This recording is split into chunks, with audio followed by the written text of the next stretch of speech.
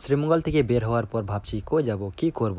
গরমের মাঝে হঠাৎ করে মাথায় আসলো যে কোথায় গিয়ে গোসল করি, কোনো এক ঝর্ণার পানিতে। তো বাড়ির দিকে যাচ্ছি, তো হঠাৎ করে মনে পড়ছে যে আমাদের বাড়ির পাশেই একটা মাধবকুন্দ ঝর্ণা আছে। তো ভাবছি ওইখানে গিয়ে গোসল করি। বলতে না বলতে পৌঁছে গেলাম।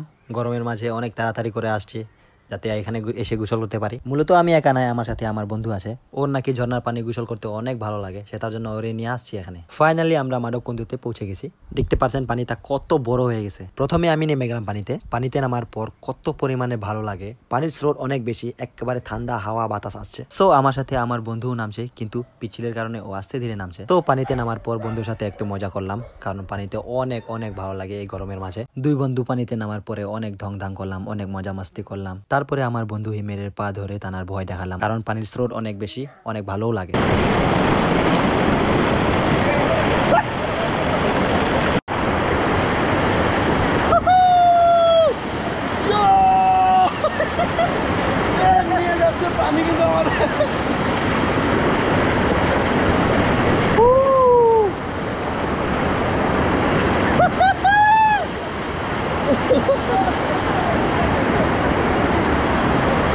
সো ভিডিওটা এখানেই শেষ করলাম।